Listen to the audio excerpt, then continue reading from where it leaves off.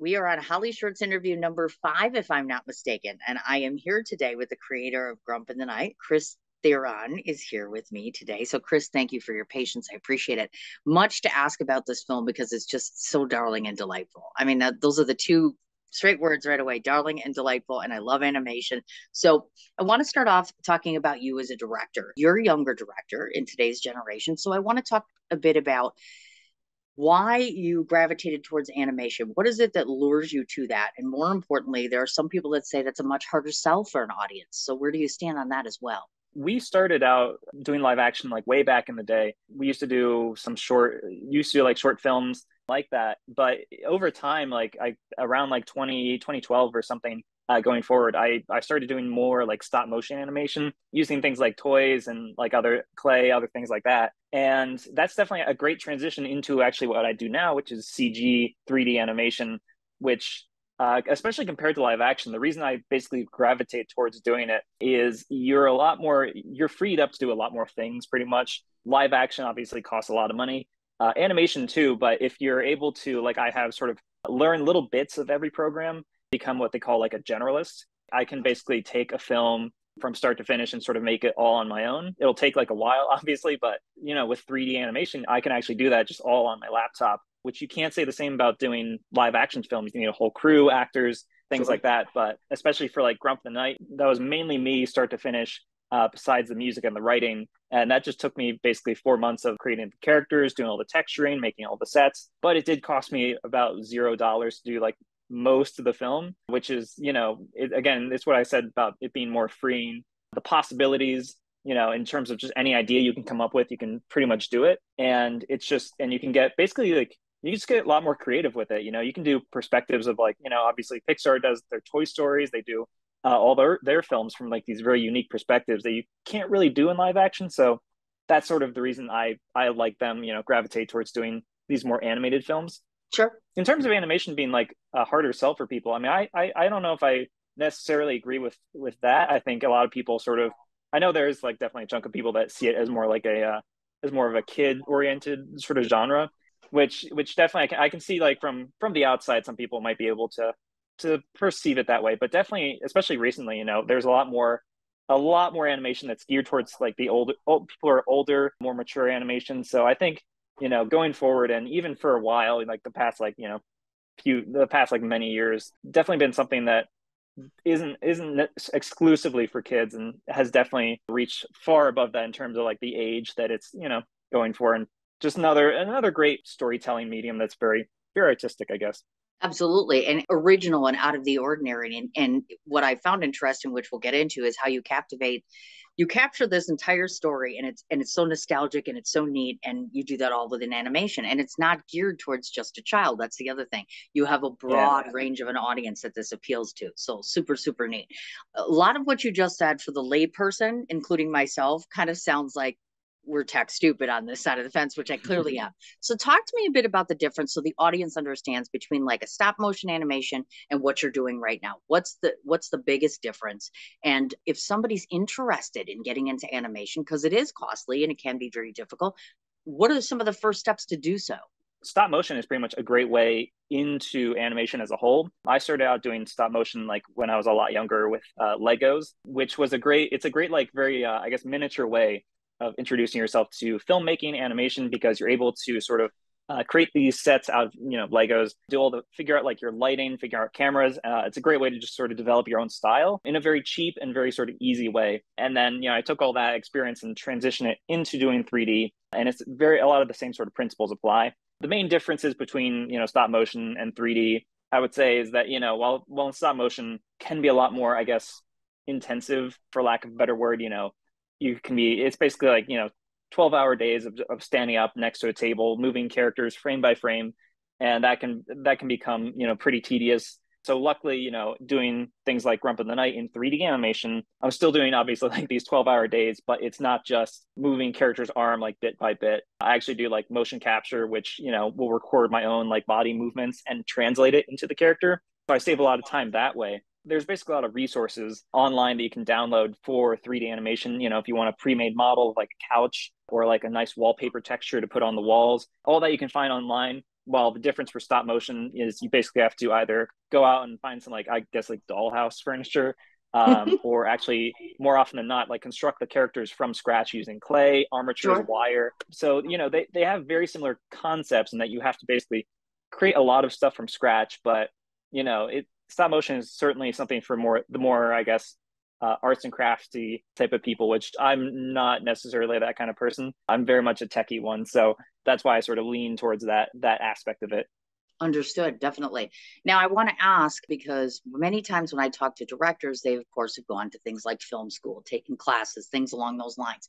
So, have you taken specified education relative to animation or filmmaking in general? Not really. I'm pretty much self-taught for both doing filmmaking and for animation. I've never actually all the learning I've done is basically through tutorials on like YouTube and online, and just like my own sort of research. Pretty much messing around with programs for like the past like 10, 12 years. And the way I basically describe it is like I learned by just sort of creating like more and more, I guess, ambitious animations. So especially when I was starting out with 3D, when I first got like a bit more serious about it, like 5 years ago, I definitely started out doing just these like quick, like 5 second little bits of like animation.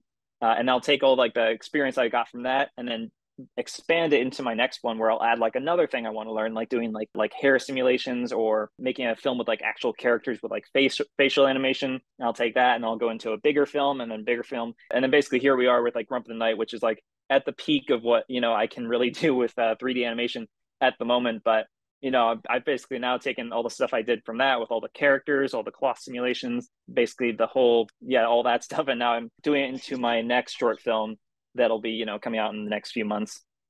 Very, very nice. Now, I see that you've done a total of 16 different projects, of course. And for you personally, I'm always curious to ask what was your favorite project to work on and what was the most complex project to complete? My favorite project to work on, I would say, I guess it definitely is a close one between a bunch of different things I've done because there's like a lot of stuff that I'm still proud of. Some of it, and there's obviously some other stuff that I'm less enthused by these days. One that I thought my favorite film that I've actually done pretty much, I guess, would be The Gift of the Woods, which is a 2D animated film I made back in late 2016. And the reason I think I like that one is besides being like, I think my first 2D animated film, because before I did 3D animation, I did 2D hand drawn animation. Well, not hand drawn, but sort of puppet style animation. So I actually like hand drew like all these different characters and then animated them as if they were puppets. And so yeah, this one is something I made back in college in just under 3 weeks, which is like a crazy amount of time for this, I believe, like 2 minute short film. But that one was like a also really tough production cycle because normally you don't do these sort of things in like 3 weeks. Sure. Especially with just one person. So I think in the end, the actual product is still like one of my favorite films, just because everything from like the actual art aesthetic of the piece, the music, the story, I think is like nice and simple, but still sort of spooky. I think it all just sort of worked out. But in terms of my most complex project, definitely got to be, honestly, it's got to be Grump of the Night at this point.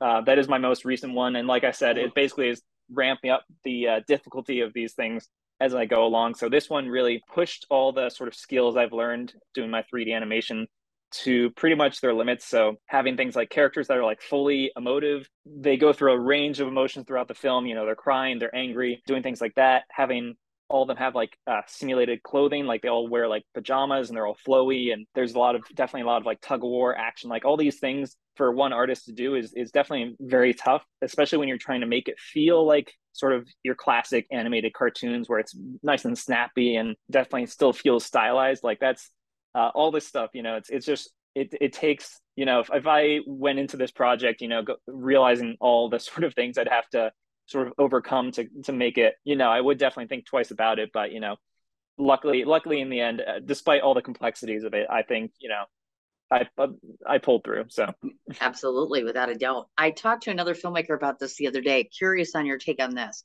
Most of the time, when we talk about doing film distribution, many people normally gravitate towards doing shorts because we've all heard, of course, that features are less likely, I should say, to get distribution. Have you seen people verge or veer off into animated features? And would you consider doing something such as that? I can't say I've personally seen it, but I mean, I'm sure it's happened. In terms of myself, like, I think definitely, like, in a long-term goal is definitely going into longer form content. Certainly, if there's like if eventually I get more of a larger team together, I think doing actual like feature films, I would totally be up for that. I think the question is really mostly money at this point, because it does cost a lot of money, and I'm able to do these shorter form things basically by myself because it can cost zero money, $0 in the end. But the reason I basically make these is a reason to is as a way to basically advertise my own sort of skills, and the companies that are writing our music, all that is basically advertised in Grump of the Night and all the short films before that. So yeah, the end goal of basically doing each of these one after another is to sort of ramp it up into bigger and better projects with like actual budgets and more backing behind it. Of course. Now, before we start talking about the film, I have a budget question a relative budget question, I should say. So, when a filmmaker, any filmmaker, is looking to do animation, do you have a suggested maybe starting budget? And I know particulars, the story, things like that matter, but just a ballpark. So this way, filmmakers have some idea of what they're looking at getting into. There's so many factors in sort of a budget for films. I mean, the big one being just how long is it? If I guess as an example, like for something like Rump of the Night, where it was around like a 4-minute film, I would say a rough budget for that, if you were to actually go to a studio to make something like that, where it has like 3 characters, it's very animated, a lot of facial animation, things like that. Like it's certainly not a cheap film to make. Yeah, and the budget I would say would probably have to be like, I would say somewhere around like 100,000 to 200,000 as like a vague estimate. Yeah, just because again, it is certainly an intensive thing to create 3 unique characters, do all the rigging, make sure their faces aren't like creepy when they're emoting. And so for going to a studio such as like ours or other animation studios, it really does just come down to like the cost benefit of it all. So Sure, I to get you. create something, to animate a film, like that's 4 minutes long, it does take definitely a chunk of money. But the whole point of like, I guess the workflow that I did was to sort of streamline it and do some corner cutting to get that cost down to where I could do it basically by myself using like motion capture animation. But Sure. and that's the big like cost cutting thing, because to animate the actual film, we'd have to go to like a whole team of people to actually animate the characters and do all the facial animation, and that's where basically the big chunk of money comes into I play. gotcha. Because when I was looking at the IMDb, ironically, it says in your budget category is an estimate $1,000. So when I was Yep. listening to you talk about 6 digits, I'm like, oh my Yeah, God. so I So mean, that is definitely basically, because that is basically accounting for just the music, which is the only part we actually paid for, got doing it. the music and then the sound mixing. So that's that's what that budget is basically alluding to. But yeah, I mean, if a client were to come to us and ask us to make this, we would do it for quite a bit more than $1,000. But Absolutely. yeah. You betcha. Okay, so I understand that the film was released in May of 2022, and as you mentioned, it's 3D animation. And so again, ballpark figure, because we're just trying to give people the overlay. How many man hours would you say you put in from start to finish to complete the project? Yeah, so I mean that took pretty much 4 months. It started in late December and I finished it in, I think, early June. And so there's a bit in between, there's some bits in between there where I work on commercial projects or other sort of things, but in total, basically 4 months worth of 8 to 10, 12-hour days, things like that. And yeah, there are definitely are days and a few weeks in between there where I have to work on other things. So it's hard to do like an exact estimate, but I would say whatever, basically 4 months of time times, Okay. 8 hours, 9 hours or something, ends up as, that's probably what it's around. I don't want to give away too much, so I'm going to kind of walk around. First of all, for the love of God, I cannot remember, and it could just be widow brain. As soon as your movie starts, there's that music that comes on, and it's familiar to me. So I kept thinking, have I heard this somewhere before? So where did you get the music from? Because I can't remember. I know I've heard that theme somewhere. I mean, the music itself is custom, but like I have definitely heard a lot of people talk about that Okay. opening tune is very similar to a lot of sort of a lot of I guess spooky soundtracks. I think the Yes. instrument itself is like the big part of that. Cannot remember, there was like one thing someone specifically pointed out, but I'm Right. not sure. Okay. I yeah, it but I yeah, it's basically it's just we were very inspired by your very classic spooky horror cartoon sort of things, which is why we did the instruments that we did and the sort of, the sort of alien ghostly tune that we had for the opening of the film. Okay, gotcha. Now, if I would ask her, I'm going to say, as a film reviewer, because oftentimes when I watch these, I watch it as a person and then I do it more as a film reviewer. So I would venture to guess that there are two grouchy people in this film. In the beginning, I thought there was just one, and then it occurred to me, oh, look, there's two crabby people here. So when you sat down to try to visualize the look of both of these characters, how did that come to you? Were you inspired by someone personal that you knew? Was it a complete stranger? Where did those images come from? The actual story of the film itself is that it was conceived basically back in 2017 as like a quick little email that my brother wrote, sort of describing the overall bones of the film. And I was going to try and make that into a 3D animation back then, but that didn't end up working out. I was very new at 3D animation at the time.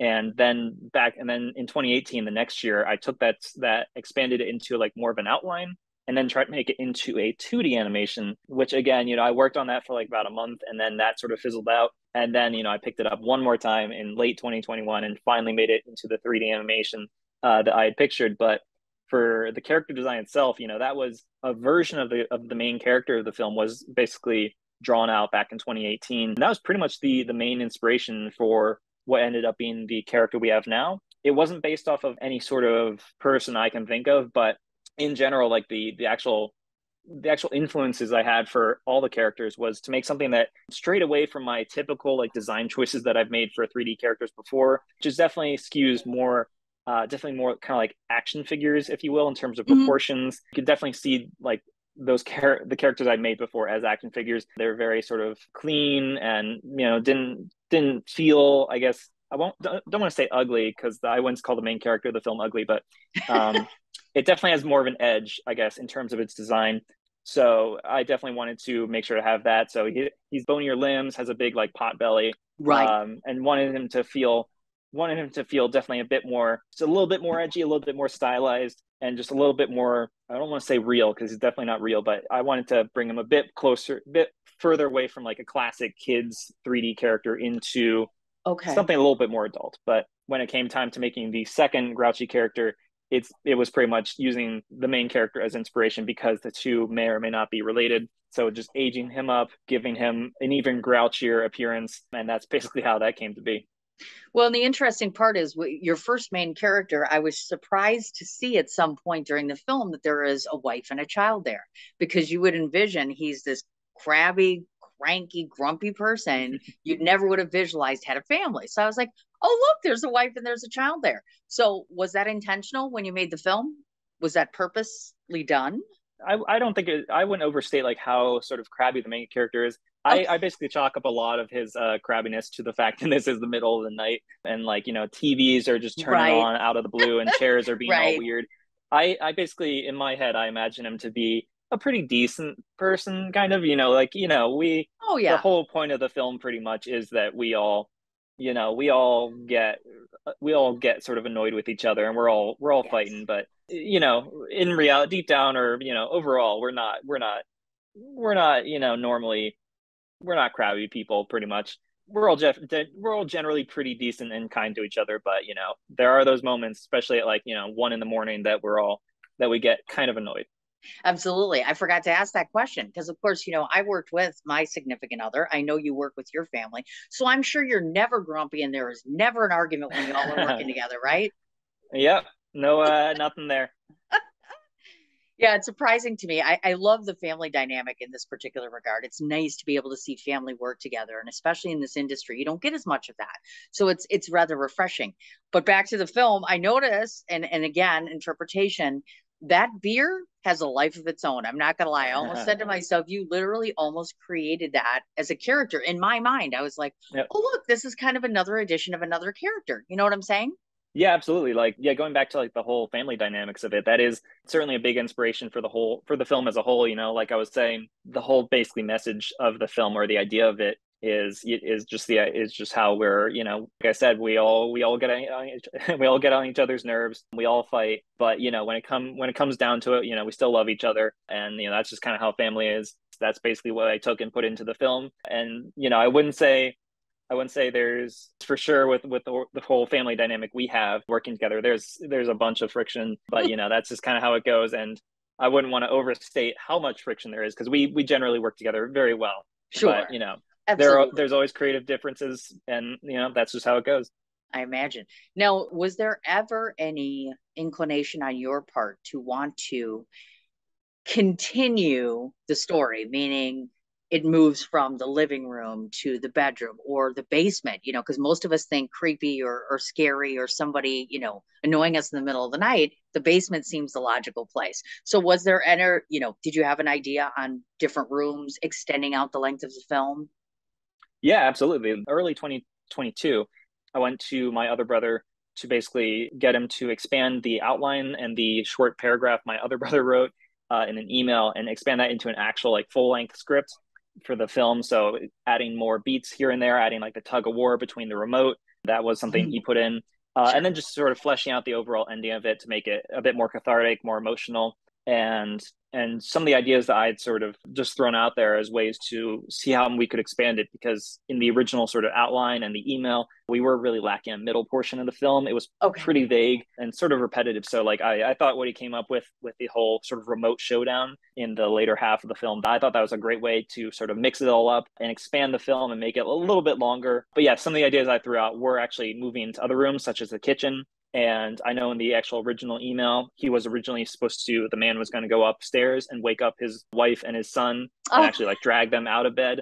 oh my Um, gosh. but but those were cut mainly for it wasn't really necessary. We wanted to streamline the whole thing and keep the momentum going. So we felt like making him go upstairs and do all this stuff wasn't really necessary. But I certainly kind of like the idea of like it going to the kitchen and they're like fighting there and maybe a Right. move into like a hallway and things like that. But overall, I think the sort of level we got to with complexity and simplicity, I think that we struck a nice balance there with sort of the amount of stuff happening overall, the amount of rooms, the amount of Absolutely. changes, and I think it Sure. all worked out. Absolutely. You cover a lot of ground in a short amount of time. It was also fascinating to me because most people that would watch this, I mean, it's comedic, you're watching it and it's cute and it's funny.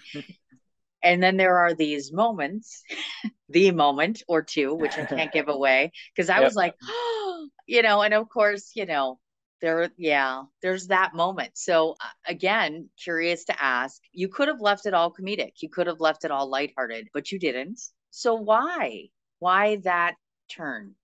Yeah, I mean, so the film itself, it's really inspired by the sort of classic like 1950s, 1960s cartoons where it's always like this rivalry between two characters going back and forth and sort of amping that up to its natural conclusion. But what a lot of those sort of miss and what I think, it wouldn't be quite the same film is they don't really have that sort of, I guess, that hook at the end to really make it, I guess, feel more special and feel like I guess a bit more real and down to earth, which is what we really wanted to do there. Because we could have just sort of, if we had just ramped it up and it gets all crazy and then one of them wins or none of them win or something, something classic, classic 1950s cartoon happens.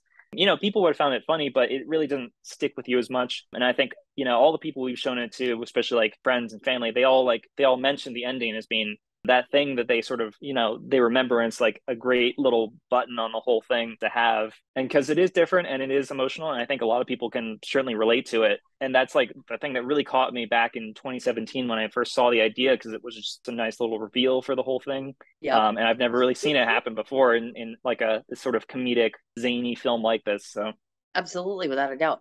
Now, I know that you in your career so far, you have had one win, and I believe it's three nominations. But as far as Grump in the Night, how has it been doing so far as awards and nominations? Do you know? I can't speak to awards. I know in terms of festivals, it's gotten into at least all the ones we've submitted it to so far. Most of Nice. them we can't talk about at the moment. I think there are Okay. three unannounced ones, but the two big ones that it got into are obviously HollyShorts, and then I believe it was LA Shorts is the other one. Yep. Did you submit to Sundance? Yeah, we did. I mean, I don't think that I assume that's not come out. We don't have high hopes for that because it's always a Yes. gamble with some Sundance, but we've submitted it basically basically our strategy for actually like marketing and distributing the film, it's been twofold. We submit it to basically all the big festivals. We certainly don't have any expectations one way or the other about most of those, but submit it to all the big festivals. And then we've also released it online and sort of marketed it through like popular, bigger YouTube channels and Facebook pages and things like that. So we've had success on like both sides of that. But that's sort of like our strategy going forward with all of our short films. And yeah, that's sort of what we do these days. I gotcha. Now, because I am completely about shameless promotion, I have two more questions for you. For one, what's the next project coming up that we can see from you, and how soon can we see it? The one I'm working on right now that I just finished animating it last week it's going to be a horror short. It will be, a horror short. We're going to be releasing it around Halloween, or in October at least. And that just kind of worked out that way based on my schedule. But yeah, so it's going to be another like sort of 4-minute short film, may or may not revolve around a Lucky Charms-esque mascot character. It's going to be a little freaky, a little psychological, but certainly nothing as emotional as Grump in the Night. But we think it'll be at least a fun video for YouTube and for a few horror festivals as well. So absolutely, without a doubt. And of course, this wonderful production company, Something's Awry Productions. Tell us a bit about that in case people actually want to hire you or find out what you do, etc.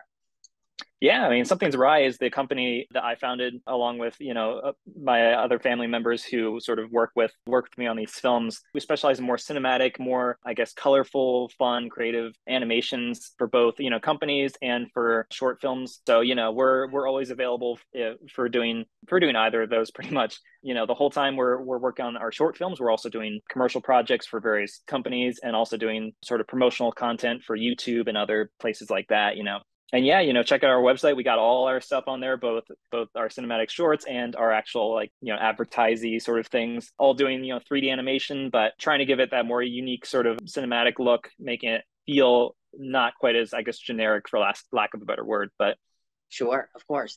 Now, my last question to you before I tell everybody how they can find you, if I were to ask you what's your literal favorite animated movie that's not yours, what would it be?